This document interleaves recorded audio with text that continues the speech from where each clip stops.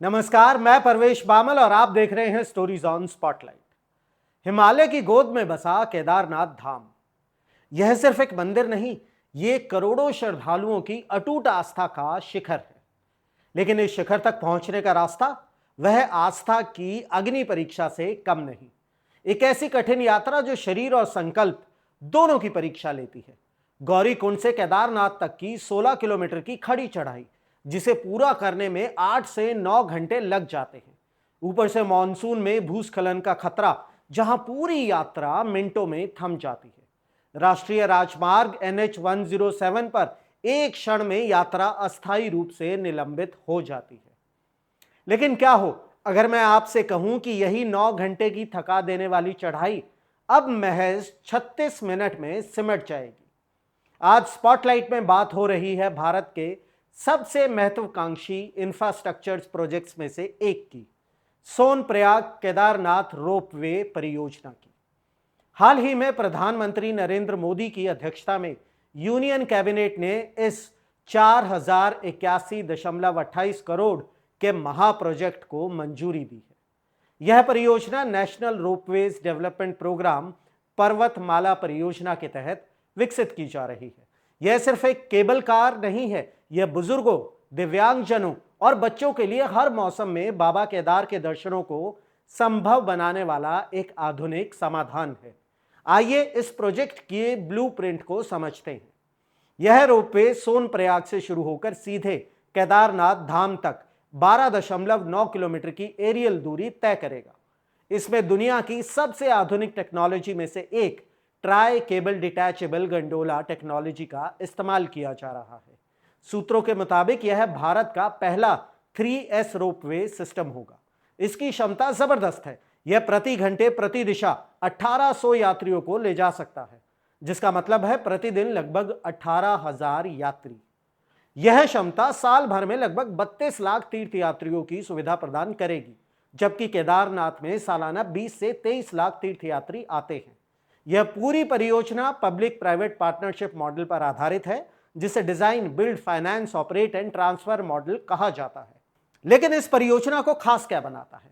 पहला, इसका निर्माण और संचालन अदानी ग्रुप की roads, metro, railway and water division द्वारा किया जा रहा है। यह इस समूह का पहला रोपवे प्रोजेक्ट है। दूसरा और सबसे महत्वपूर्ण, इसका फाइनेंशियल मॉडल।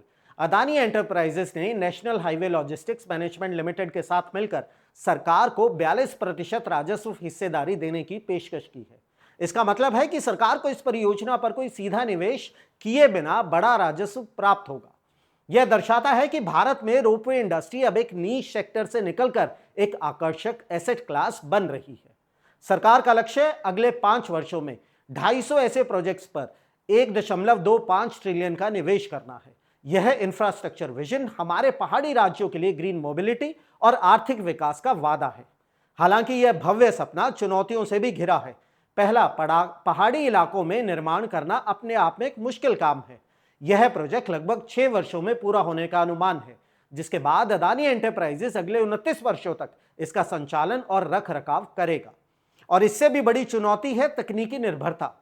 भले ही यह प्रोजेक्ट मेक इन इंडिया पहल के अनुरूप 50% स्वदेशी घटकों का उपयोग करेगा, लेकिन महत्वपूर्ण OEM लागत का 60 से 65% हिस्सा अभी भी स्विस कंपनियों जैसे विदेशी निर्माताओं पर निर्भर करता है। यह न केवल लागत बढ़ाता है, बल्कि करेंसी फ्लक्चुएशन रिस्क भी पैदा करता है। दूसरा, क्या यात्री इस नई सुविधा के लिए अधिक किराया देने के लिए तैयार होंगे? और तीसरा, भारत में रोपवे इंजीनियरिंग के लिए समर्पित शैक्षणिक संस्थान की कमी है, जिससे परिचालन विफलता का खतरा बढ़ जाता है और अनुभव वाले पेशेवरों की जरूरत रहेगी। और सबसे बड़ी जिम्मेदारी, यह project Kedarnath wild life sanctuary के क्षेत्र में आता है, जिसके लिए वाइल्ड लाइफ क्लियरेंस की प्रक्रिया चल रही है। यानी विकास और पर्यावरण संतुलन बनाए रखना एक बड़ी चुनौती होगी। सार यह है कि यह रोपवे हमारे देश की आध्यात्मिक यात्रा को आधुनिक इंफ्रास्ट्रक्चर की शक्ति से जोड़ता है। यह उन लाखों लोगों के लिए वरदान है जो अपनी उम्र या शारीरिक सीमाओं के कारण बाबा केदार के दर्शन से वंचित रह जाते थे। लेकिन इस विकास की राह में हमें रुककर कुछ महत्वपूर्ण सवाल पूछने होंगे, जैसे कि क्या यह 4081 करोड़ रुपए का प्रोजेक्ट सिर्फ एक यात्रा को आसान बनाएगा, या यह उन पहाड़ी क्षेत्रों में लास्ट माइल कनेक्टिविटी का एक नया अध्याय लिखेगा जहां मौसम हमेशा चुनौती बनकर खड़ा रहता है। क्या हम इस परियोजना को निर्धारित 6 साल की अवधि में गुणवत्ता से समझौता किए बिना पूरा कर पाएंगे, खासकर जब निर्माण का बड़ा हिस्सा विदेशी ओईएम पर निर्भर है? और दूसरा, रोपवे आने के बाद जब सालाना तीर्थयात्रियों की संख्या और बढ़ेगी, तो क्या उत्तराखंड की स्थानीय परिवहन व्यवस्था और हमारा पर्यावरण इस बड़े बदलाव के लिए तैयार रहेगा? आपका क्या मानना है, कमेंट सेक्शन में जरूर बताइएगा। जय हिंद। चुनावी वादों का वड़ा पाव, अर्थव्यवस्था का भरता, गर्मा गर्म मुद्दों का चटपटा विश्लेषण, व्यंग का तड़का with a bit of serious discussion. हर हफ्ते special episodes, stories on spotlight with Parvesh Pamil, only on rapid leaks YouTube channel.